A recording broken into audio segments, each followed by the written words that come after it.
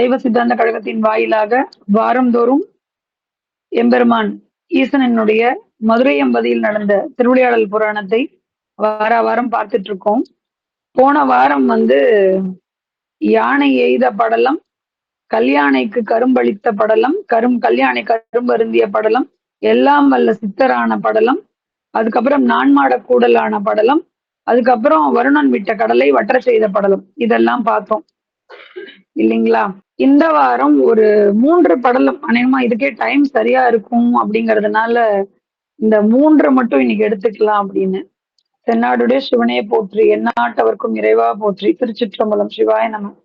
இந்த வாரம் திருவிளையாடல் புராணத்துல ஒரு 3 படலம் என்ன அப்படின்னா, விருத்தகுமார பாலரான படலம், கால் மாறி ஆடிய படலம், பழி அஞ்சிய படலம். போன வாரம் கல்யாணைக்கு கரும்பு கொடுத்த படலத்துல ஒரு சின்ன விவரக்குறிப்பு விட்டு போயிடுச்சு. அதை சாய் அச்சுத் தம்பி ஞாபகப்படுத்திட்டாங்க. அந்த வாய்ஸ் மெசேஜை தான் நான் குரூப்ல போட்டேன். சோ தட் குரூப்ல இருக்கிறவங்க எல்லாரும் அதை கேட்டுக்கலாமே அப்படின்னு. அந்த கல்யாணிக்கு கரும்பு கொடுக்கும் போது அந்த கல்யாணிக்கு உயிர் அந்த யானைக்கு மதமும் பிடிச்சு என்ன பண்றேன்னு தெரியாதப்போ அரசனுடைய முத்துமாலையை பறித்து அது தூக்கி பண்ணிடும். அப்போ அது அரசன் மீட்டு கொடுக்க சொல்லி சித்தர்கிட்ட கேட்கும் போது அதை அவர் மீட்டு கொடுப்பார். யானை திருப்பி கொண்டு கொடுக்கும். அதை நான் சொல்ல மறந்துட்டேன்.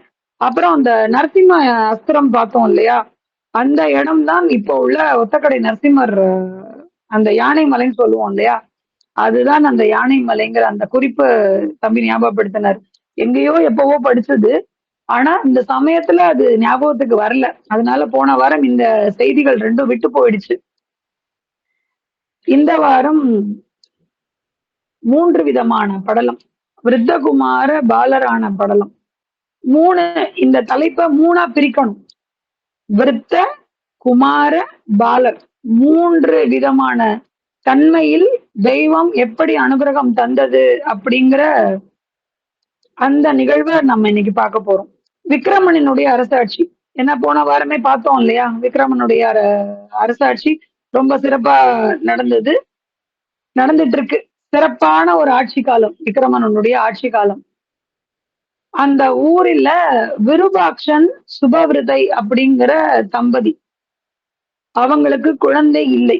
ரொம்ப காலம் வேண்டி விரும்பி சுவாமியிடம் முறையிட்டு வரம் பெற்று அழகான ஒரு பெண் குழந்தை பிறக்கிறாள். பெண் குழந்தையா பிறந்ததுனால கௌரின்னு பேர் வைக்கிறாங்க. மிக அழகான அந்த குழந்தை செல்வ செழிப்போடு வளர்றது மட்டும் இல்லாம சிவபக்தியோடு வளர்கிறது. எந்த நாளும் சிவ சிந்தனையிலேயே ஊறி வளர்கிறது.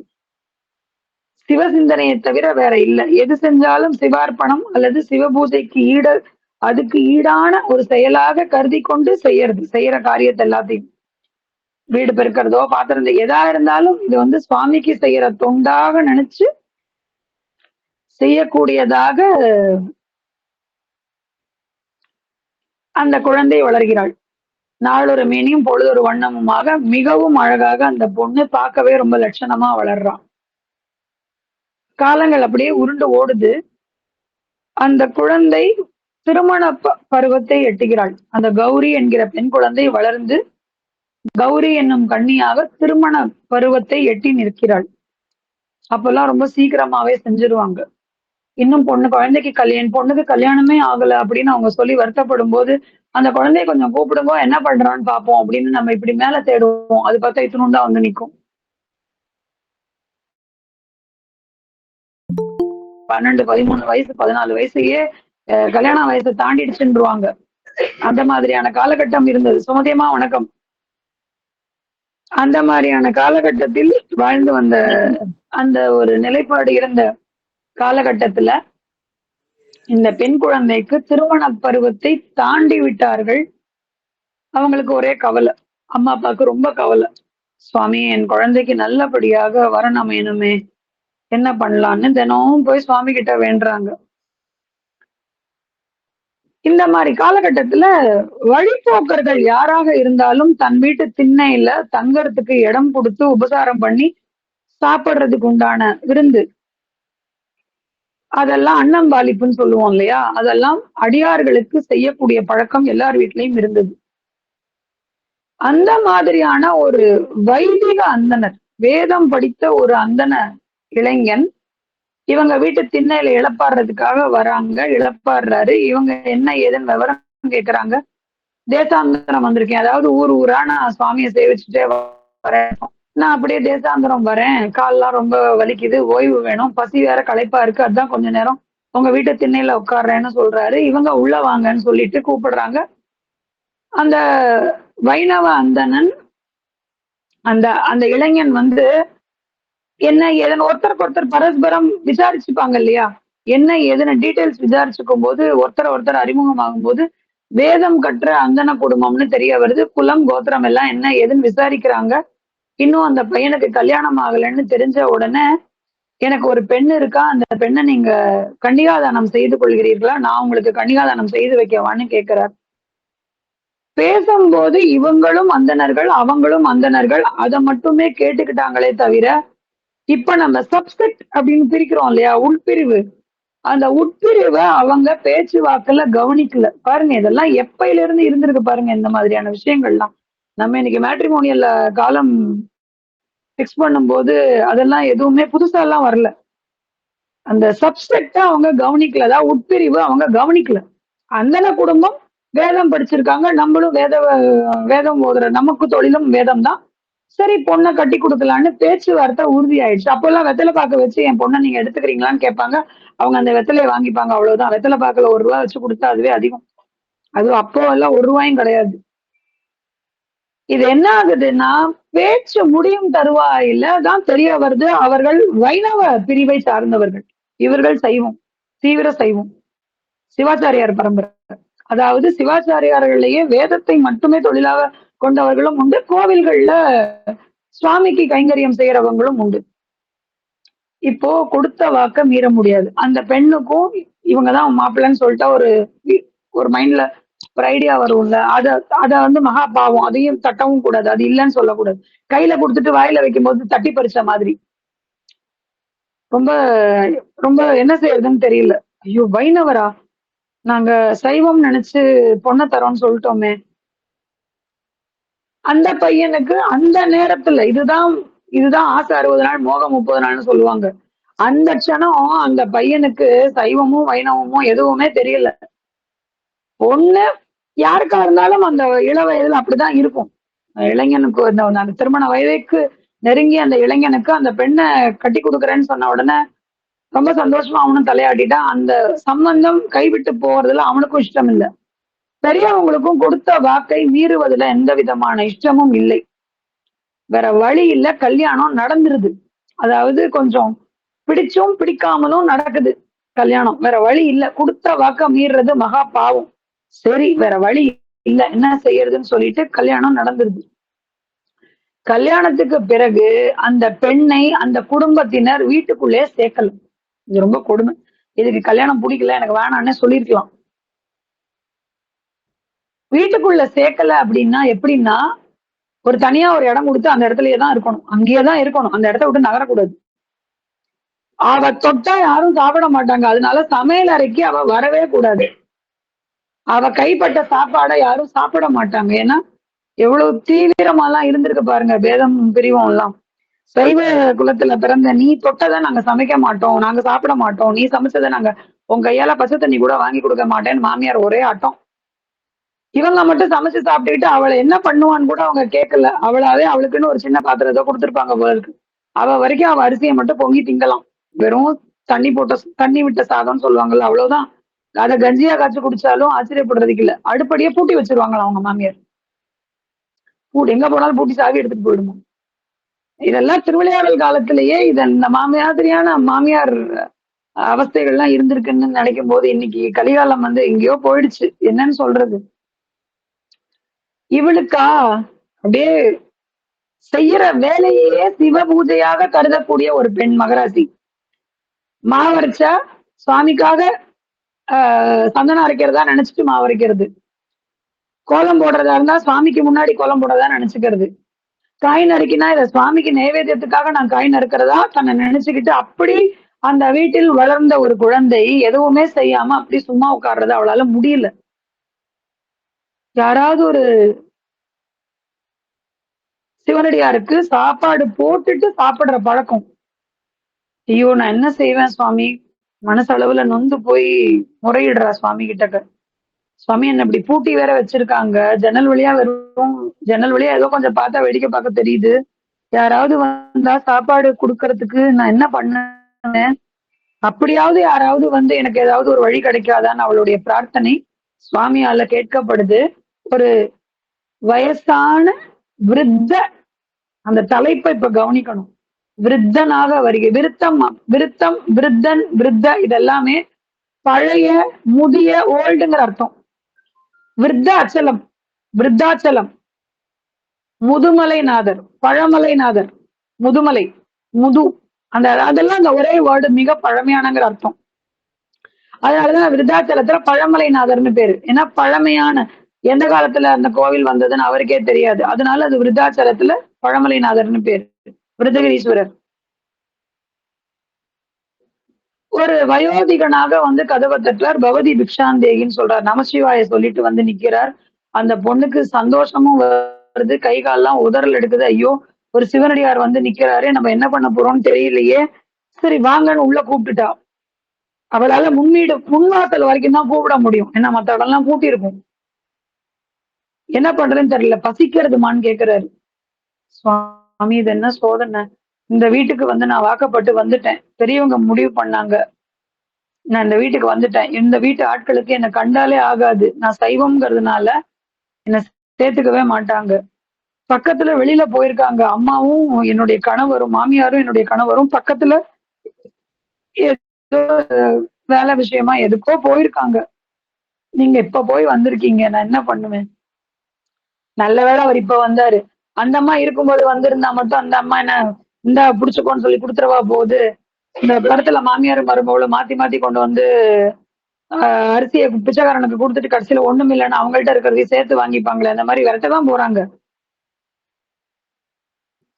இவருடைய கண்ணீரை பார்த்துட்டு அவர் சொல்றாரு, கவலைப்படாத, உனக்கு இப்போ எனக்கு சமைச்சு போட்டா சந்தோஷம் அதான். ஆமா சுவாமி, எந்த ரூம் பூட்டி இருக்கு காமின்னு அந்த பார்வையாலே அந்த பூட்டை திறக்கிறார் சுவாமி. இவளுக்கு இன்னும் கொஞ்சம் பயம் வந்துடுது. ஐயோ என்னது இது, பார்வையாலே பூட்டை திறக்கிறாரு, இவர் யாரா இருக்கும், சாமியார் சிவனடியார்னு தானே நினைச்சோம், ஏதோ மந்திரம் எல்லாம் தெரிஞ்சிருக்குமோன்னு கொஞ்சம் பயப்படுறா. சின்ன பொண்ணு தானே. சமைக்கிறதுக்கு வேக வேகமா பக்குவப்படுத்துறதுக்கு அரிசி எல்லாம் களைஞ்சு குலையில போட்டு இருக்கிற தோட்டத்துல இருக்கிற காய்கறி எல்லாம் கொண்டு வந்து வேக வேக வேகமா சமைக்கிறான். இந்த விருத்தர் பாலகரா மாறி, அதாவது குமரன்னா அழகன்னு அர்த்தம், இளைஞன் அர்த்தம். இப்ப குமார ஒரு இளைஞனாக மாறி வந்து பக்கத்துல நிக்கிறாரு. அந்த கிழவன் என்னம்மா சமைக்கிறியான்னு அடுப்படி வரைக்கும் வராரு. இவ பயந்து போய் என்னங்க நீங்க உள்ளெல்லாம் வரீங்க அப்படின்னு இவ கேட்கும் போதே அவர் இளைஞனா மாறுறாரு. ரொம்ப பயந்துடுறான். அவளுக்கு ஏற்கனவே பேச்சு வரல. ஐயோ நான் இப்ப என்ன பண்ணுவேன்னு தெரியலையே அப்படின்னு அவர் சிரிக்கிறாரு. கரெக்டா அந்த நேரம் பார்த்து கணவரும் மாமியாரும் உள்ள நுழைஞ்சிடுறாங்க. என்னது கதவெல்லாம் திறந்திருக்கு, என்னது வேற ஒரு அந்நிய ஆடவனுடைய பேச்சு குரல் வேற கேக்குது அப்படின்னு சொல்லிக்கிட்டே உள்ள வரும்போது இவளுக்கு கை கால்லாம் உதறல் போச்சு. இன்னைக்கு கதை காலி, இன்னைக்கு நம்மள இந்த அடுப்புலயே வச்சு நம்மள எரிச்சிட போறா. ஏற்கனவே உள்ள வந்தது தப்பு, இதுல சமைச்சு சாப்பாடு போடலாம்னு நினைச்சிட்டு கிழவன ஒரு வயசான தாத்தாவுக்கு சாப்பாடு போட்டோம்னு சொன்னா கூட ஒத்துப்பா. இவர் என்னடான்னா திடீர்னு என் கணவரை ஒத்த வயதுடைய இளைஞனாக மாறி நிக்கிறாரு. இன்னைக்கு அதோ கதி, நம்ம வேற யாரோ இன்னொரு ஆண்மகனோட தொடர்பு இருக்குன்னு சொல்லி ஊர் எல்லாத்தையும் கூட்டி நம்மள மானத்தை வாங்க போறா. நம்மள இன்னைக்கு மொத்தமா காலி பண்ணிட போறான்னு நினைச்சு கண்ணுல தண்ணியோட பயந்து கதறி அவ தழும்ப, கண்ணுல நீர் தழும்ப அழும்போது அவ மாமியார் பக்கத்துல வரும்போது அந்த குமாரராக இருக்கக்கூடிய அந்த சிவனடியார் சட்டுன்னு குழந்தையா மாறி, கை குழந்தையா மாறி டக்குன்னு அவ கையில தவறார். அந்த குழந்தைய அவ வாரி எடுத்துக்கிறான். என்னன்னே புரியல. யாரு யாரு பேச்சு குரல், யாரோட பேசிட்டு இருந்த, என்னடி இது, உன்னை யாரு இங்க வர சொன்னது, இது என்ன கையில குழந்தை. இல்ல பக்கத்துல தத்தன் இருக்காருல்ல, அவரோட குழந்தை, அவசர வேலையா வெளியில போறதுனால கொஞ்ச நேரம் பாத்துக்கோங்க, அதனால நான் பாத்துக்கிட்டான்னு வந்தேன், குழந்தை அழுதது அதனால சமைக்கலான்னு அப்படியே திணறி சிக்கி மூடுறா. சரி குழந்தைக்கு பசிக்குதுன்னா பால் கொடுக்கலாம், அடுப்புல சோறு, காயில சட்டியில பானலியில காய்கறி இதெல்லாமா இருக்கும். மாமியாருக்கு எதனாலயோ நல்ல வேலை அதெல்லாம் கேட்க தோணல. அவளுக்கு அவ்வளவுலாம் பொறுமை இல்ல. அதாவது அந்த குழந்தை யார் குழந்தைன்னு சொன்னேன்? தத்தன் வீட்டு குழந்தை. ஐயையோ! தத்தனும் சைவம் தானே? ஆமா. இந்த பக்கம் இருக்கிறவனோட குழந்தையாவது பரவால்ல, வைஷ்ணவங்க. அதுவும் சைவ வீட்டு குழந்தை தான். ஐயையோ! அந்த குழந்தைலாம் இங்க வரைக்கும் வந்துருச்சா? நீ ஒண்ணு பண்ணு. நீயும் இந்த வீட்டுக்கு இனிமே நீயும் வேணாம், இந்த குழந்தையும் வேணாம். 2 பேரும் வெளியில போங்கன்னு, கையில் குழந்தையோடு இருக்கும் மருமகள் கௌரியை அவங்கள் மாமியாரும் கணவனுமாக சேர்ந்து கதவ அடிச்சு சாத்தி வெளியில தள்ளிடுறாங்க. வெளியில தள்ளி கதவ சாத்திடுறாங்க. கை குழந்தையோட அந்த கௌரிக்கு என்ன பண்றதுன்னு தெரியல. நேரா சொக்கநாதர் கிட்ட சோமசுந்தர கடவுள்கிட்ட கிட்ட போய் அழறான்.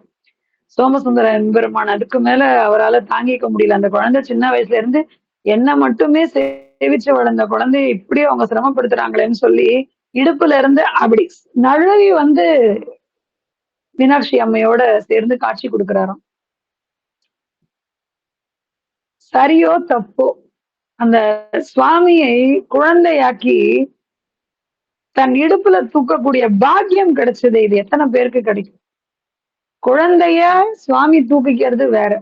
சண்டேஸ்வரா அரவணைச்சு மடியில உட்கார வச்சு சண்டேஸ்வருக்கு பதம் கொடுத்து நான் உனக்கு அப்பாவா இருக்கேன், நீ வேத சர்மாவை கொண்டுட்ட அதனால பரவாயில்ல, எப்பேற்பட்ட கொலைபாதகம் ஆனாலும் பரவாயில்ல, சிவபக்தியை முன்னிட்டு செய்த தவறை உணராத அப்பாவுக்கு தண்டனை கொடுத்த அதனால நானே உனக்கு அப்பாவா இருக்கேன்னு சொல்லி சண்டிகேஸ்வரை மகனாக பாவித்து அணைத்தது ஒரு கரம். நில்லு கண்ணப்பன்னு சொல்லி கண்ணை தூக்கி வச்சதுனால ஒரு வாத்சல்யம் வளர்ந்த மகனுக்கு கொடுக்கக்கூடிய பாசத்தோட அரவணைச்சது இன்னொரு கரம். என்னுடைய தோழனமாய்ன்னு சொல்லுவார் சுந்தரர். சாப்பாடு வேணுமா அவர் தான் போய் வாங்கிட்டு வந்து கொடுக்கணும். அந்த பொண்ணை புடிச்சிருக்கு கல்யாணம் பண்ணி வைக்கணுமா அவர் தான் வரன் பேசுறதுக்கு இங்கேயும் அங்கேயும் நடக்கணும். பொண்ணு வேணும், பொருள் வேணும், வஸ்திரம் வேணும், பட்டு வேணும், நகை வேணும், அரிசி வேணும், பருப்பு வேணும், எல்லாத்துக்கும் சுவாமி தான். இப்படி தான் எல்லாமா இருந்தவர்க்கு என்ன தோணுச்சோ என்னவோ தானும் ஒரு குழந்தையா யாராவது ஒரு அம்மா மடியில கொஞ்ச நேரம் தூக்கி வச்சுக்கிட்டா நல்லா இருக்கும்னு நினைச்சாரோ என்னவோ. தந்தை தாய் இருந்தால் உலகத்தில் உனக்கு இந்த தாழ்வுகள் வரலாமோ ஐயான்னு அருணாச்சல கவிதை ரொம்ப அழகா பாடியிருப்பார். ரொம்ப அழகா இருக்கும் அந்த பாட்டு. அந்த மாதிரி சுவாமி அப்படி நழுவி இறங்கினாராம். அந்த இடம் படிக்கும் போதே நல்லா இருந்தது. இடுப்புல இருந்து அந்த குழந்தை அப்படி நழுவி இறங்கி போய் மீனாட்சி சொக்கநாதராக அவளுக்கு காட்சி தந்ததை ஊரே பாக்குது. ஊர் பார்த்து வியக்குது. அவரு போதும் வந்துரு, என்கிட்ட வந்துரு, நீ எடுத்த பிறவிக்கு நீ அனுபவிச்ச துயரங்கள் துன்பங்கள் எல்லாம் அதெல்லாம் சின்ன சின்ன கர்மா. அங்கங்க மிஞ்சி நின்ன தொக்கி நிக்கிறதுமாங்க, கர்மா தொக்கி நிக்குதுமாங்க. விட்டு போன விட்ட குறை தொட்ட குறைமாங்கல்ல அதெல்லாம். நீ பட்ட கஷ்டம் எல்லாம் போதும், வா வந்து சிவ பதத்தை அடைந்து உன்னுடைய மிச்ச மீதி புண்ணிய காலத்தை நல்லாவே சிவலோகத்துல கழிக்க சொல்லி ஆசீர்வாதம் கொடுத்து மறைகிறார். அவளும் சிவ பதத்தை அடைகிறாள். விருத்த குமார பால படலம். இந்த படத்தெல்லாம் மீனாட்சி அம்மன் கோயில் பிரகாரத்துல வரைஞ்சிருப்பாங்க இல்லையா, வரிசையா செதுக்கியிருப்பாங்க. அந்த பிரகாரத்தை பார்க்கும்போது அப்படியே பார்த்துக்கிட்டே போறது பேனர். என்ன ஏதுன்னு கூட கேட்கறதுக்கோ படிக்கிறதுக்கோ பொறுமை இல்லை. சாமி என்ன நினைச்சாரோ தெரியல. இப்பவாச்சும் படிச்சு தொலைன்னு நினைச்சாரோ என்னவோ. கரெக்டான ஒரு ஆளை கூப்பிட்டு இந்தாப்பா வேலையை ஒப்படைக்கலாம்னு சொல்லி முருகானந்தம் தம்பியை கூப்பிட்டு ஹோம்ஒர்க் கொடுத்தா மட்டும்தான் இது உருப்படும்னு சொல்லி வார தான் இருக்கு சொல்லும் போது. இதுதான் விருத்த குமார பால படலம், பாலரான படலம் சுவாமி. அடுத்ததாக மதுரையம்பதிக்கே உண்டான சிறப்பு கால்மாரி ஆடிய படலம். நிறைய பேருக்கு பொதுவா கொஞ்சம் பேருக்கு இந்த விஷயம் தெரியும், கொஞ்சம் பேர் நிறைய பேருக்கு இந்த விஷயம் தெரியாது. சுவாமி கால் மாறி ஆடினாருங்கிறதையே நிறைய பேர் கவனிச்சுக்கவே மாட்டாங்க. மதுரைக்கு போனா சுவாமி கால் மாறி ஆடினாரு. அப்படியா? எந்த கால்? இந்த காலம் அந்த காலம்? அப்படியா? மாத்தி ஆடினாரு.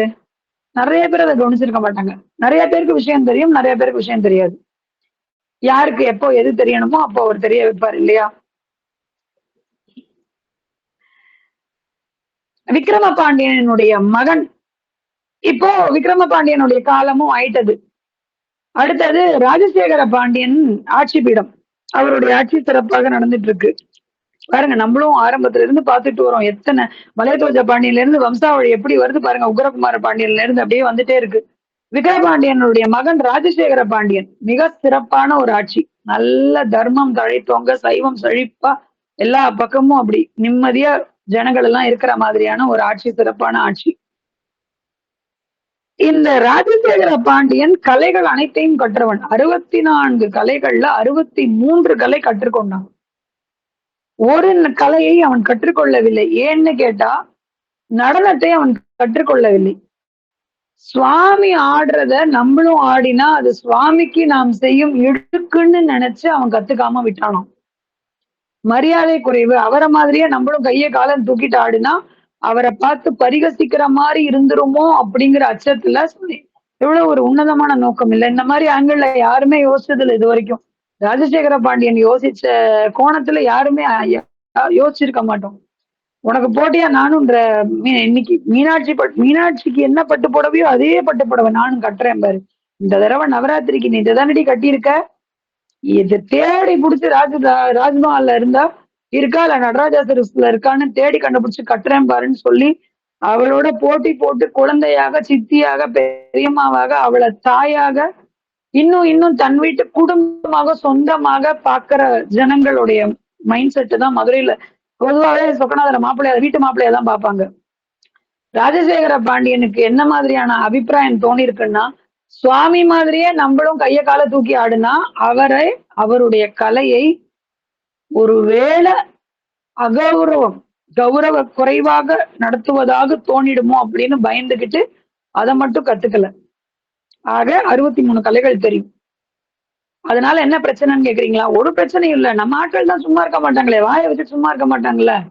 ஆக்சுவலா அந்த பையன் பாட்டுல சும்மா இருந்திருக்கலாம். அரசாட்சி சிறப்பா போயிட்டு இருக்கு. சோழ வளநாட்டுல கரிகால் சோழனுடைய அவை புலவன் ஊர் ஊரா போய் எல்லா இடத்துலயும் போய் பாடல் பாடி பரிசில் பெற்றுட்டு வரான். கரிகால் சோழனுடைய அவை புலவன் பாண்டிய நாட்டுக்கு வரான். பாண்டிய நாட்டுக்கு வந்த உடனே இங்க இருக்கிற வைகையினுடைய செழிப்பு, இந்த ஊரினுடைய நல்ல விஷயங்கள்லாம் கேட்டு தெரிஞ்சுக்கிட்டு அதெல்லாம் ரொம்ப அனுபவிச்சுட்டு அரசவையில வந்து மன்னரை பார்த்து கவிதை பாடி எல்லாம் பாடி பரிசில் படும்போது அப்படி அவையில சும்மா இருக்க முடியுமா? 4-5 பேர் சேர்ந்தாலே பேச்சுவார்த்தை வரும். அதுவும் பாண்டிய மன்னனுடைய அவை புலவைங்க சங்கம் வைத்த தமிழ் சங்கத்துல அவை புலவைங்கிற போது புலவர்கள் எல்லாம் எப்படி இருக்கும், அவங்களோட பேச்சு எல்லாம் எப்படி இருக்கும்? அப்படியே ஒருத்தருக்கு ஒருத்தர் எங்கேயோ பேச ஆரம்பிச்சு எதையோ பேச போய் கடைசியில எங்க மன்னருக்கு 64 கலையும் தெரியும், உங்க மன்னருக்கு எத்தனை கலை தெரியும்னு கேட்க போய் என் மன்னருக்கு 63 கலை தெரியும். ஏன் எந்த ஒரு கலையை உங்க மன்னர் கத்துக்காம விட்டாரு? நடனம் தான் கத்துக்காம விட்டாருன்னு. ஐயே, நடனம் கூட தெரியாது. எங்க கரிகால் சோழ மன்னனுக்கு 64 கலையும் தெரியும். அப்ப உங்க மன்னன் எங்க நாட்டு மன்னனை விட ஒரு படி கம்மி தானேன்னு சொல்ல போக, யாருக்கா இருந்தாலும் அந்த ஒரு ஈகோ பண்ற பாயிண்ட் ஒண்ணு இருக்கு. ஈகோ ஹர்ட் பண்ற ஒரு பாயிண்ட் இருக்கு. அதை தொட்டா யாரா இருந்தாலும் சரண உள்ள இருந்து ஒரு சந்திரமுகனோ சந்திரமுகியோ உள்ள இருந்து ஒரு இது எட்டி பார்க்கும். என்னையா சொல்ற, நான் யாருன்னு காமிக்கிறேன், நான் யார் தெரியுமா? அப்ப வந்துரும் அந்த நான் யார் தெரியுமா வந்து அப்ப வந்து அங்க இருந்து உள்ள இருந்து வந்துரும். 3 தலைமுறை 4 தலைமுறையை தோண்டி எடுத்து திட்டுறதுக்கோ இல்ல புகழ் பாடுறதுக்கோ அப்ப அந்த குட்டி பாம்பு புஷ்ன்னு இருக்கிற அந்த குட்டி பாம்பு இல்ல அந்த ஈகோங்கிற பாம்பு தலை தூக்கிட்டு சீர ஆரம்பிச்சிடும். கரிகால் சோழனுக்கு இணை வைத்து பேசியதால ராஜசேகர பாண்டியனுக்கு ரொம்பவே மன வருத்தம். என்னப்பா இது, இவன் இப்படி பண்ணிட்டானே, அசிங்கப்படுத்திட்டானே, இவனுக்காக தட்டு தட்டா பொண்ணும் வைரமும் கொடுத்து பையில நிறைய எல்லாத்தையும் வாரி போட்டுக்கிட்டு கிளம்புவான்னு பார்த்தா கிளம்புற நேரத்துல விஷத்தை கக்கிட்டானே, என் மன்னனுக்கு நீ ஒரு மாத்து கம்மிதான்னு சொல்லிட்டானே, இது சரியில்லை இல்லையா? என்ன இருந்தாலும் மக்களுக்கு வரைக்கும் போச்சுன்னா நம்மளை பத்தி தப்பா பேசுவாங்க. இப்ப என்ன பண்ணலாம், அந்த இதை போக்கிடலாமண்ணா. இப்ப என்ன ஒன்னே ஒண்ணுதானே கத்துக்கலான்னு. எப்பா என்ன பார்த்தா டான்ஸ் கத்துக்கிற நடனம் கத்துக்கிற வயசுலயா நான் இருக்கேன்? உடம்பெல்லாம் நல்லா வளர்ந்துருச்சுப்பா, நரம்பு எலும்பெல்லாம் அப்படியே முறுக்கேறி போய் வாழ் பிடிச்ச கைப்பா, சொல்லிட்டு வாழ் பிடிச்ச கை. நான் எங்க இருந்து ஜதிக்கு ஹஸ்தம் எல்லாம் முதிரையெல்லாம் காமிக்கணும்? அதெல்லாம் இல்லமண்ணா, அதெல்லாம் ஆடிரலாம். சரி, நட்டுவாங்கனாரு சொல்லி விட்டாச்சு, நடன ஆசிரியர் வந்தாச்சு, தையா தக்கான நடனம் ஆட ஆரம்பிக்கிறாரு. சும்மா கை காலெல்லாம் அப்படியே பாட்டா வலிக்குதான். உடம்பெல்லாம் அங்கமாக வலித்ததுன்னு போட்டிருக்கிறாரு எழுதும்போது. அங்கமெல்லாம் வலி, உடல் முழுதும் முறுக்கி எடுக்கும் வலி. இதற்கு அழுகழுகையா வருது. ஏன்டா சும்மா இருக்காம எங்க இருந்தோ வந்து என்னை கிளப்பி விட்டுட்டு போனீங்க. அட அவன் பெரிய ஆளா இருந்தா இருந்துட்டு போகட்டும்டா.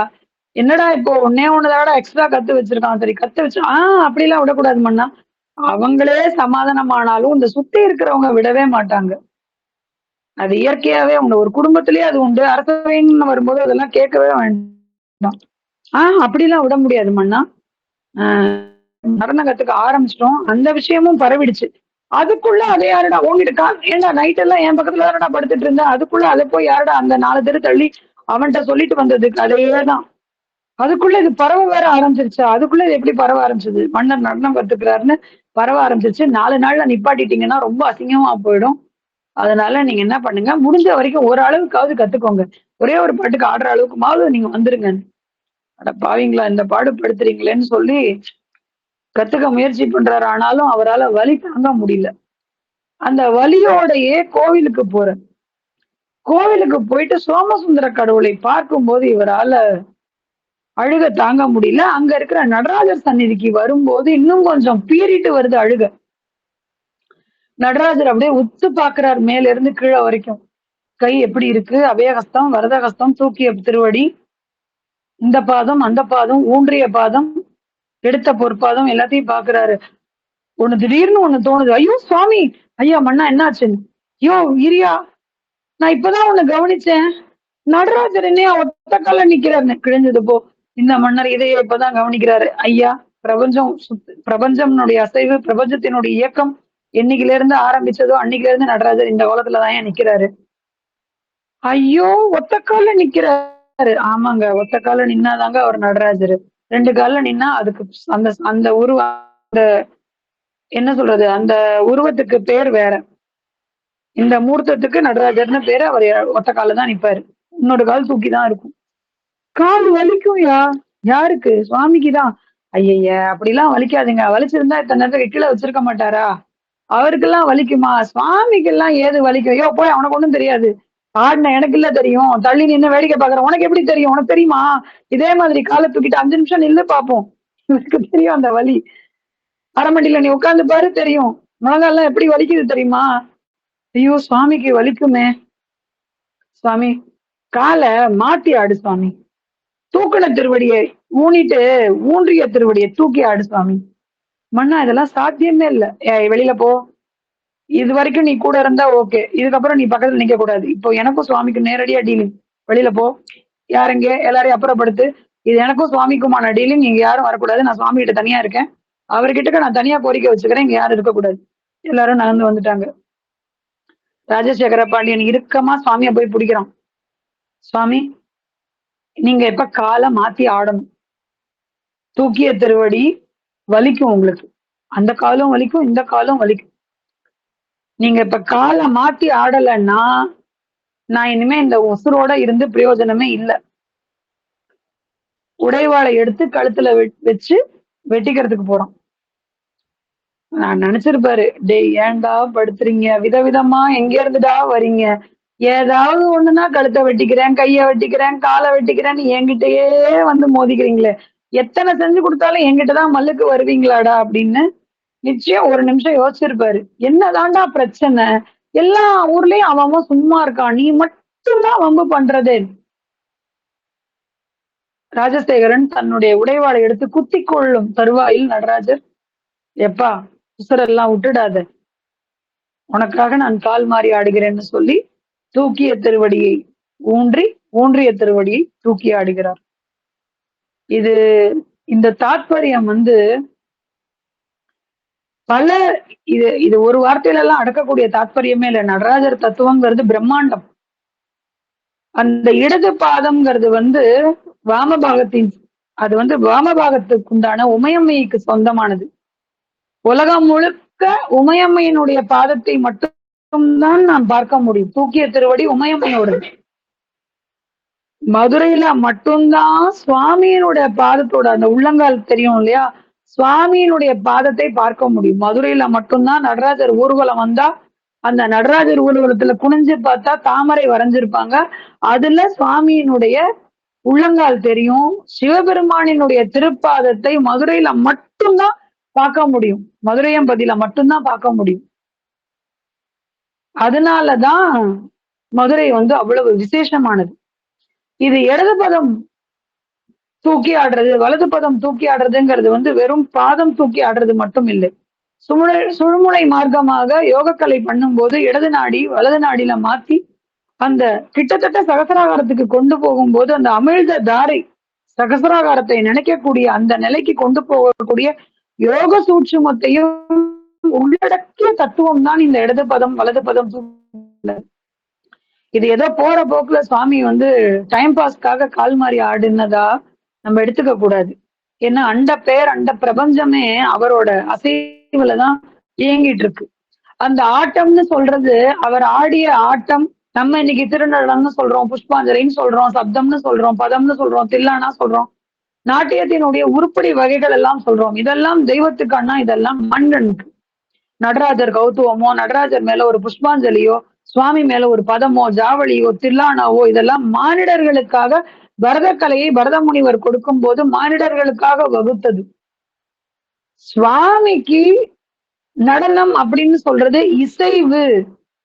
சப்தமும் ஒலியும் அசைவும் ஒலியும் சேர்ந்த அசைவு அல்லது இசைவுங்கிற அந்த அர்த்தத்துல நம்ம புரிஞ்சுக்கணும். அந்த அசைவுங்கிறது இயக்கம். அந்த இயக்கம் இருக்கும் வரை அண்ட பேரண்டமும் இயங்கிட்டே இருக்கும். உண்டை பிறக்க அண்ட பிறக்கம்ங்கிறாரு மாணிக்க வாசகர். பிறக்கம்னு சொல்றாரு. பிறக்கம்னா அணு பிளந்து பிளந்து பிளந்து 1 10 10 100 100 1000 1000 லட்சமாகி லட்சம் கோடியாகி இப்படி அணு பிளந்து பிளந்து போகுது இல்லையா? இதற்கு பேர் தமிழில் பிறக்கம் என்று பேர். என்ன அழகான வார்த்தை பாருங்க. மாணிக்க வாசகர் எப்படி எல்லாம் சொல்ல கொண்டு வந்து தேடி போட்டிருக்காரு. திருவண்ட பகுதியில முதல் வார்த்தையே அதுதான். உண்டை பிறக்கின் அண்டை பிறக்கம். ஒரு கோலத்திலிருந்து ஒரு கோலம் உண்டை, வெறும் கோலம் நம்ம பிரபஞ்சம், நம்ம இப்ப இருக்கிற யூனிவர்ஸ் பூகோளம். இதுல இருந்து பிரிஞ்சு பிரிஞ்சு பிரிஞ்சு பிரிஞ்சு கேலக்சி இன்னும் இன்னும் இன்னும் விளைஞ்சிட்டே இருக்கு. நமக்கு தெரிஞ்சு ஒரு மில்கிவே தெரியாம இன்னும் எத்தனையோ பால்வெளிகள் இருக்கு. ஆக இன்னும் இன்னும் பிரபஞ்சம் விரிஞ்சு கொண்டே போகுதாம். இது அத்தனையும் ஒடுக்கத்திற்குண்டான விஷயத்தை காட்டுறதுக்கு கூடியான தன்மைதான் அந்த பாதத்தை. அந்த தூக்கிய பாதம் இயக்கத்தை காட்டுகிறது. ஊன்றிய பாதம் ஒரு புள்ளி, ஒரு மைய புள்ளியில வந்து எல்லாத்தையும் இந்த அந்த பாதத்தினுடைய இந்த இடம் இப்படி புள்ளியில நிப்பாட்டுங்கிறாங்க இல்லையா? இயற்கையா 5 பூதங்கள் இருக்கு இல்லையா? இந்த 5 பூதங்கள்ல ஒரு கட்டத்துல நிலத்தை நீர் கொண்டு விடும். ஒட்டுமொத்த நிலமும் நீர் உள்வாங்கிடும். இந்த நீரை அக்னியாகக்கூடிய வடவாக்னின்னு சொல்லப்படக்கூடிய அக்னி தனக்குள்ள உறிஞ்சுக்கும். நிலம் மொத்தமும் நீருக்குள்ள போயிடும். அந்த நீர் மொத்தத்தையும் வடவாக்னி என சொல்லக்கூடிய அக்னி நெருப்பு உறிஞ்சு கொள்ளும். அந்த நெருப்பை காற்று இழுத்துக்கொள்ளும். மொத்த நெருப்பையும் காற்று தனக்குள்ள இழுத்துக்கொள்ளும். அந்த காற்றானது ஆகாசம் மொத்த காற்றையும் தனக்குள்ள இழுத்துக்கும். அதுக்கப்புறம் எதுவுமே கிடையாது. அந்த அண்ட பேரண்டத்துல அந்த பிரபஞ்ச ஆகாசம், அந்த பறந்து விரிந்த ஆகாசம் மட்டும் இருந்துட்டே இருக்கும். திருப்பி இந்த ஆர்டர்ல தான் திருப்பியும் இந்த ஆர்டர்ல தான் பிறக்கும். ஆகாசத்துல இருந்து காற்று, காற்றுல இருந்து நெருப்பு, நெருப்புல இருந்து நீர், நீர்ல இருந்து மண்ணுன்னு இப்படி வரும். ஆக அந்த அண்ட பரவல் இதுதான் சிதம்பரத்துல ரகசியம்னு சொல்லக்கூடிய எங்கும் நிறைந்திருக்கிற பராவரம் ஒரு உருவமாக பார்க்கக்கூடிய விதத்துல நீங்க பாத்தீங்கன்னா உங்களுக்கு உங்க கண்ணுல நடராஜர் தெரிவார்னு சொல்றத காமிக்கிறதுக்காக, அவர் எந்த ரூபத்திலும் இருக்காருங்கிறத காமிக்கிறதுக்காக அந்த இடத்துல வில்வ மாலை தொங்க விட்டுருப்பாங்க. அந்த திருவாச்சியோட சேர்ந்த அந்த அந்த உருவத்திலேயே தொங்க விட்டுருப்பாங்க. ஆக அவர் உண்டான தத்துவம் தான் இந்த நடராஜர் தத்துவம். இதுதான் கால் மாறி ஆடிய படலம். மதுரைக்கு போனீங்கன்னா வெள்ளியம்பலத்துல சுவாமி அப்படி ஜெகஜோதியா நின்றுட்டு இருப்பார். இந்த பக்கம் பதஞ்சலியும் வியாகரபாதரும் நின்றுட்டு இருப்பாங்க. அந்த பக்கம் மீனாட்சி நின்றுட்டு இருப்பா, காரைக்கால் அம்மையார் நின்றுட்டு இருப்பாங்க. பார்க்கும் போதே அப்படி 6 அடி உயரத்துல கம்பீரமா இருப்பார். உத்தரகோச மங்கையில எப்படி மரகத நடராஜர் அவ்வளவு உயரமாக இருக்கிறாரோ அதே போல் மதுரையில் வெள்ளியம்பலத்திலேயே சுவாமி ரொம்ப பெருசு ஆஜான பாகு 6 அடி உயரத்துக்கு இருப்பார். வெள்ளி அம்பலம், வெள்ளி கவசம் போட்டிருப்பாங்க. எப்பவாவதுதான் சுவாமிக்கு திருமஞ்சனம் நடக்கும்போது அதை வந்து எல்லாத்தையும் எடுத்துட்டு பாக்குறதுக்கு விடுவாங்க. அதெல்லாம் மதுரைக்கெல்லாம் போனீங்கன்னா நின்னு நிதானிச்சு நடராஜரை நல்லா நிதானமா நின்னு பாத்துட்டு வாங்க. அவ்வளவு அழகா, அவ்வளவு சிறப்பா இருக்கும். இது 2 படலம் ஆயிடுச்சா? 3வதாக பள்ளி படலம். இப்போ ராஜசேகர பாண்டியனுடைய காலமும் ஆயிட்டது. அடுத்ததா குலோத்துங்க பாண்டியனுடைய காலம். இந்த குலோத்துங்க பாண்டியனுடைய காலத்துல மிக சிறப்பான ஒரு ஆட்சி நடந்துட்டு வருது. இந்த மாதிரி காலகட்டத்துல ஒரு அந்தணர் குடும்பம் திருப்புத்தூருங்கிற கிராமத்துல இருந்து மதுரைக்கு வர்ற வழியில சுவாமியை வந்து பார்க்கணுங்கிற ஆவல்ல நம்ம மதுரை நகர்ல போய் சோமசுந்தர கடவுளை பார்க்கலாம்னு சொல்லி திருப்புத்தூர் என்கிற கிராமத்திலிருந்து கானகம் வழியாக ஒரு அந்தணர் குடும்பம் மனைவி கை குழந்தையோட வராங்க. நடந்து நடந்து நடந்து ரொம்ப களைச்சு போயிடுறாங்க. ஒரு மரத்தடியில மனைவியும் குழந்தையும் உட்கார்ந்துடுறாங்க. இதுக்கு மேல எங்களுக்கு நடக்க தெம்பில்ல சுவாமி. நீங்க வேணா எங்கேயாவது அக்கம் பக்கத்துல தண்ணி ஏதாவது கிடைச்சா குடிக்க கொண்டு வந்து கொடுங்க. எங்களுக்கு தண்ணி குடிச்சா வேணா கொஞ்சம் தெம்பா இன்னும் கொஞ்சம் தூரம் நடக்கலாம். சரி நீங்க இந்த மரத்துல இங்கேயே இருங்க. நான் போய் பக்கத்துல ஏதாவது நீர்நிலை இருக்குதான்னு பாத்துட்டு வரேன்னு சொல்லி அந்த அந்தணர் குடுவை எடுத்து கொண்டு போய் தண்ணி இருக்கான்னு பாக்குறதுக்காக போறார். போறவர் கொஞ்ச நேரம் ஆயிடுச்சு வரல. அந்த சமயம் பார்த்து என்ன ஆகுதுன்னா, அவ களைப்புல அப்படி மரத்துல அப்படி சாஞ்சு கால் நீட்டி அயர்ந்துடுறா. மரத்துக்கு மேல ஆடிக்கிட்டு இருந்த ஒரு அம்பு நேரா அவளுடைய வயிற்றை துளைத்து ரத்த வெள்ளத்துல கிடக்குறா. அந்த அம்புல நுனியில விஷமும் தடவி இருந்ததுனால உடம்புல விஷம் பாய்ந்து அவள் மரணித்து விடுகிறாள். குழந்தை பக்கத்துல சின்ன குழந்தை அம்மாவை பார்த்து கதறுது. என்ன நடந்துச்சுன்னே தெரியல. அந்த குழந்தைக்கு என்ன நடந்துச்சுன்னு தெரியல. அம்மாக்கு உடம்புல இருந்து ரத்தமா வருது. அம்மா மூச்சு பேச்சு இல்லாம கிடக்குறா. தண்ணி பிடிக்க போன கணவன் குடவையில நிறைய தண்ணி எடுத்துட்டு வராரு. வந்து பார்த்தா மனைவி ரத்த வெள்ளத்துல இருக்கிறா. குழந்தை கதறிட்டு இருக்கு. சுத்தி முத்தி பாக்குறாரு. அந்த மரத்தை பெரிய மரம். அந்த மரத்தை சுத்தி வரும்போது அங்க ஒரு அசந்து தூங்குறான் ஒரு வேடன். ரொம்ப அசந்து தூங்குறான். இவனுக்கு ரொம்ப கோபம் வந்துருது. அட பாவி என் மனைவி அநியாயமா அப்படி கொன்னுட்டியேன்னு சொல்லி தூங்கிட்டு இருக்கிறவனை எழுப்பி நல்லா 4 அடி அடிச்சு அவனை இழுத்துட்டு போறான். கை குழந்தையோட மனைவியை தூக்கி தோல்ல போட்டுட்டு குழந்தையையும் கையில தூக்கிக்கிட்டு அந்த வேடனை கழுத்தை புடிச்சு நெட்டிட்டு அரண்மனைக்கு போறான். கொலை கொலை கொலை நடந்தது. நியாயம் வேணும்னு கேட்டு அலறிட்டு ஓடுறான். நியாய சபை கூடியாச்சு. ஆராய்ச்சி மணி அடிச்சு நியாய சபை கூடியாச்சு. மன்னன் கிட்ட சொல்றான், இந்த வேடன் என்னுடைய மனைவியை கொன்னுட்டான் கையில இருக்கிற அம்பாலன். கரெக்டா அவன் அம்பராலையும் அம்பு இருக்கு, அவன் கையில வில்லும் இருக்கு. அவன் இல்லைன்னு யாராலையும், அதாவது பாக்குற காட்சி அளவையில வரும் இதெல்லாம். கண்ணு பாக்குறது ஒண்ணு, காது கேட்கறது ஒண்ணு, அனுமானத்துல யூகிக்கிறது ஒண்ணு. அப்ப கண்ணு பார்க்கும்போது பார்த்தா இவன் தான் கொலை பண்ற மாதிரி சாண்டல் அளவைன்னு சொல்லுவாங்க. கண்ணால பார்த்தா இவன் தான் கொலை பண்ணிருக்கான்னு நம்பலாம். ஏன்னா வில்லும் அம்பும் இருக்கு. அந்த அம்பும் கூட அதே மாதிரிதான் இருக்கு. கிட்டத்தட்ட 50 செதுக்கணும் இதெல்லாம் ஒரே மாதிரிதான் இருக்கு. போட்டு நையா புடைக்கிறாங்க காவலர்கள். மன்னனோட உத்தரவு, உண்மையை கண்டுபிடிச்சு சொல்லுங்கன்னு. அடி தாங்க முடியாம அவன் கதறான் அந்த விட. நான் செய்யல, எனக்கு தெரியாது. எம்பெருமான் சொக்கநாதரின் மீது சத்தியமாக நான் இந்த கொலையை செய்யலன்னு சொல்லும் போது எல்லாரும் கையை நிறுத்திடுறாங்க. சொக்கநாதர் மேல ஒருத்தன் ஆணை சொல்கிறான் என்றால் அவன் உண்மையிலேயே, அதாவது நியாய தர்மத்துக்கு கட்டுப்படுபவனாக இருந்தால் மட்டும்தான் இது சாத்தியம். சரி அவனை அடிக்கிறத நிப்பாட்டிருங்க. சரி அவனை இழப்ப கொஞ்சம் அடிச்சு அடிக்கு ஏதாவது மருந்து மாத்திரை எல்லாம் கொடுக்கணுமே, போங்க அவனை கூட்டிட்டு போங்க. இப்ப அந்த அந்தணன் அழுதுட்டு நிக்கிறான். சரி அவன் கொல்லல, அவனை விட்டுட்டீங்க, இப்ப எனக்கு என்ன பதில்? மன்னன் சொல்றான், நீ போய் முதல்ல உன் மனைவிக்கு ஆக வேண்டிய ஈம சடங்க செய். ஈம சடங்க செஞ்சுட்டு வா, உனக்கு இதுக்கு நியாயம் கிடைக்கும். அவன் மனைவியை தூக்கிட்டு போய் செய்ய வேண்டிய தகன காரியத்தை எல்லாத்தையும் செஞ்சுட்டு கையில குழந்தைய தூக்கிட்டு மன்னனை பார்க்க அடுத்த நாள் காலையில வந்து நிக்கிறான்.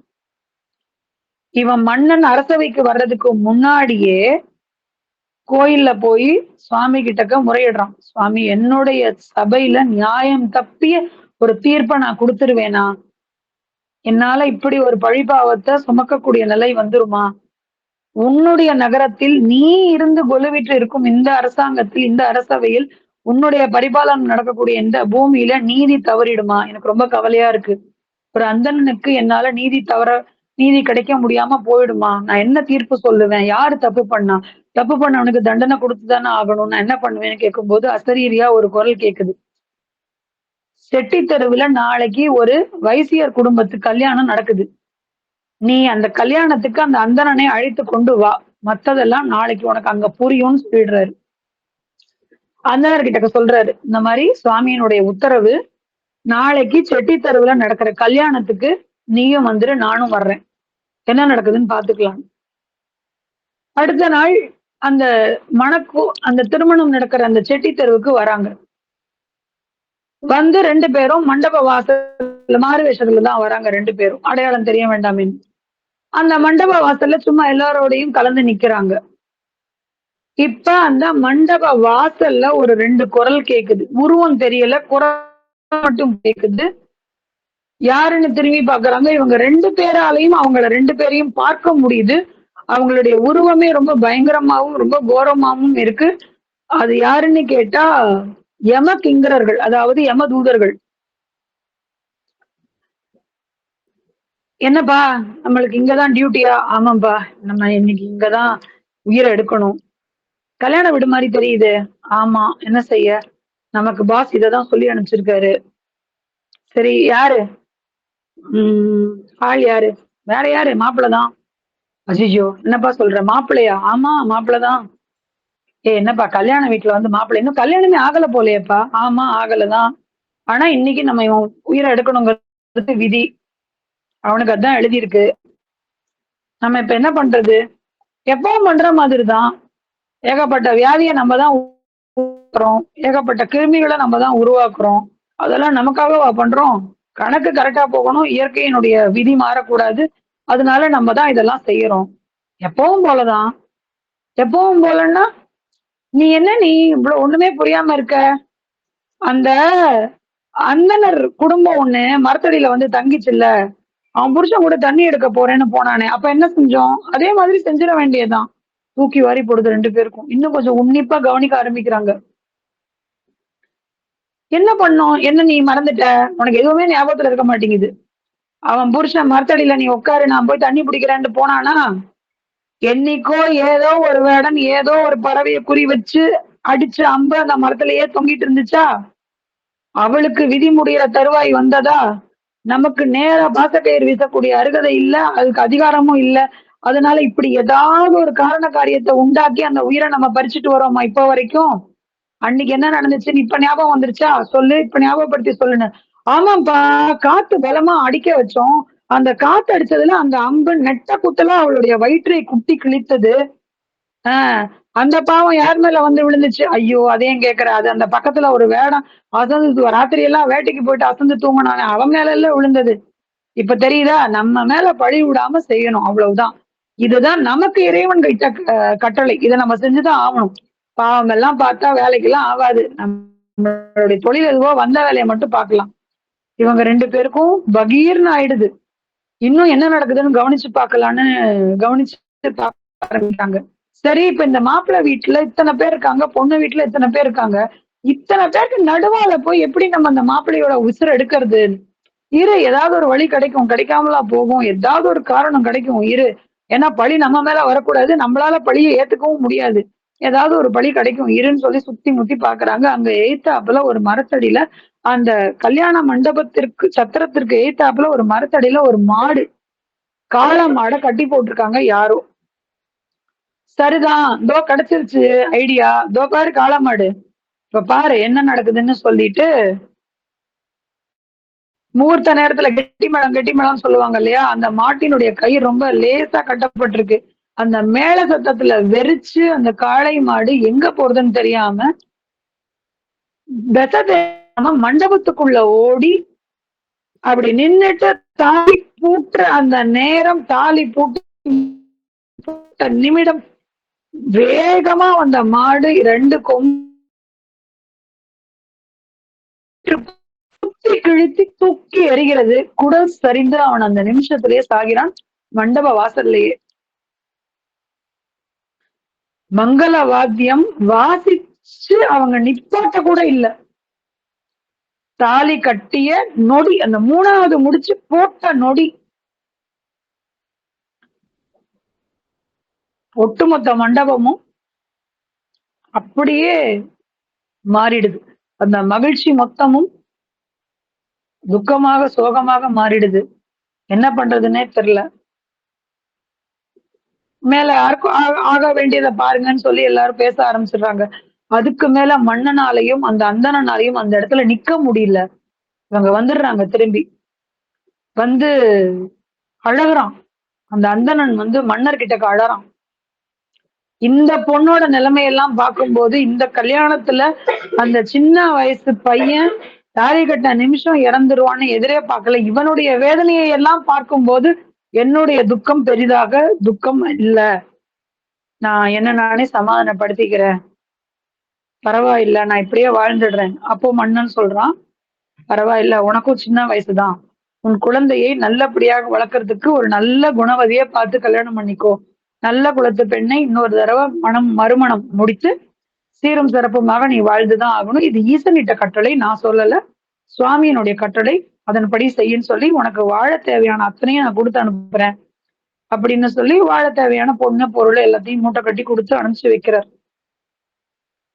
சுவாமி கிட்டக்க வந்து, சுவாமி எனக்காக பழி வராம காப்பாத்தினியே, உனக்கு நான் எவ்வளவு சொன்னாலும் எவ்வளவு நன்றி கடன் பட்டாலும் பத்தாதுன்னு சொல்லி வாஞ்சையோட சுவாமியை நமஸ்காரம் பண்றார். இந்த நிகழ்வோடு இந்த பழி அஞ்சிய படலம் நிறைவுறுகிறது.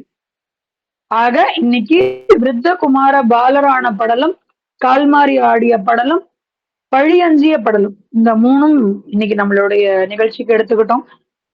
இனி வரும் படலங்கள் எல்லாம் அடுத்த வாரத்துல ஒவ்வொன்னா பார்ப்போம். ஆனா சுவாமி மதுரையில கொஞ்சம் நஞ்சம் இல்ல, பேரு திருவிளையாடல்னு பொருத்தமா தான் வச்சிருக்காங்க. விதவிதமா தினசா டிசைனா விளையாடி இருக்காரு. ஒரு சின்ன விஷயத்த கூட பார்த்து இறங்கி வந்து குழந்தைங்களா இதுக்கெல்லாமா நீ வருவ அப்படின்னு கேட்கிற அளவுக்கு சுவாமி வந்து இறங்கி வந்திருக்காரு. இதுதான் சொல்றது வெளிவந்த தன்மைன்னு. தன் பிள்ளைங்களுக்காக என்ன வேணாலும் செய்வாங்க அப்படிங்கறதோட தாத்பரியமும் இதுதான். மானிடர்களான நம்மளாலேயே பிள்ளைங்களுக்காக என்னென்னவோ செய்யறோம் அப்படின்னா உலகத்தை இயக்கிற அந்த என்ன சொல்றது, எம்பெருமானுக்கு மேலான ஒரு வார்த்தை அந்த பரபிரம்ம சுரூபம். அன்பெனும் பிடிக்குள் அகப்படும் மலை. அவர் இந்த மாதிரி கருணை காட்டுறதுல எந்த ஆச்சரியமும் இல்லை. நம்ம அதை வந்து பொருத்திக்கிறதுக்கு ஒரு வாய்ப்பு கிடைச்சா எடுத்த ஜென்மம் புண்ணியமான ஜென்மமாக மாறும். அவ்வளவே. சிவாய நம்ம. திருச்சிற்றம்பலம். வான்முகில் வளாது பெய்க மலிவளம் சுரக்க மன்னர் கோன்முறை அரசு செய்க குறைவில்லாது உயிர்கள் வாழ நான் மறை அறங்கள் ஓங்க நற்றவம் வேள்வி மல்க மேன்மை கொள் சைவ நீதி விளங்குக உலகம் எல்லாம். ஆறிரு தடந்தோள் வாழ்க அறுமுகம் வாழ்க வெற்பை கூறுசை தனிவேல் வாழ்க குக்குடம் வாழ்க செவ்வேல் ஏறிய மங்கை வாழ்க யானைதன் அணுங்கு வாழ்க மாறில்லா வள்ளி வாழ்க வாழ்க சீரடியாரெல்லாம். திருச்சிற்றம்பலம். தென்னாடுடைய சிவனே போற்றி, எந்நாட்டவர்க்கும் இறைவா போற்றி.